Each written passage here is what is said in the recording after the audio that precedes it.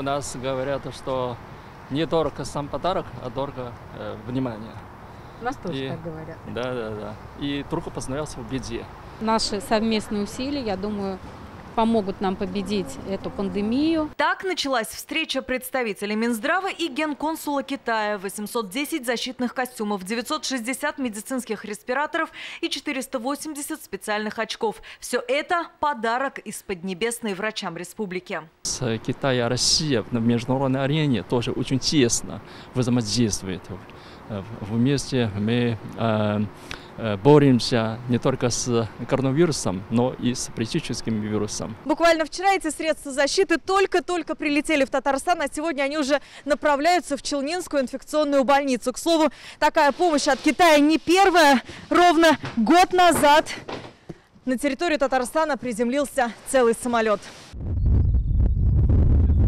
Тогда в небе над Казанью появился Ан-124. Он доставил в Татарстан 6 миллионов защитных масок, специальные боксы для транспортировки больных и, самое главное, оборудование. Тогда оно позволило в кратчайшие сроки увеличить объем выпускаемых в республике защитных костюмов и респираторов. В республике Татарстан с первых дней практически пандемии было налажено производство и масок, и респираторов, и защитных костюмов на нескольких предприятиях. И на сегодняшний день мы этого недостатка не ощущаем. У нас все есть в достаточном количестве. О победе над коронавирусом говорить пока рано. Так, Челны почти всегда занимают вторую строчку по количеству заболевших ковид в республике. Порядка 100 пациентов сейчас лечатся в инфекционной больнице Автограда. И для 349 врачей это средство защиты, знак внимания и поддержки коллег. Дефицита не было, мы были полностью обеспечены, но вот эта помощь, которая оказывается, она нам тоже нужна. В пик пандемии в Татарстане было развернуто порядка 50 ковидных госпиталей на 5000 коек.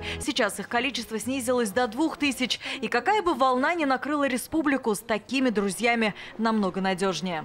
Алия Хайрудинова, Алмаз Зиединов, ТНВ, Казань. Закажи рекламу на ТНВ. Телефон в Казани 5 705 100.